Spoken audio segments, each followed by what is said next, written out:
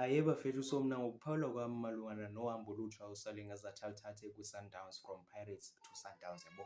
Ngokuphawula kwam mna, so far as Mamelodi Sundowns is concerned, this is a good move for bona because Saling is a versatile winger who can play both a left wing nase-right winger, and Tashreeq Matthews akanayo i-competitor on that left winger, so he can provide competition to Tashreeq Matthews. And enye into, Sundowns have been searching for a replacement ka-Ribeiro for quite some time now. Umntu ozoba ne-impact ecishe ayifane ne-impact uRibeiro wayinayo at Mamelodi Sundowns. Umntu ozoyithwala apha Sundowns man, someone who's gonna have i-goal contributions ezininzi lawe kaRibeiro yabo.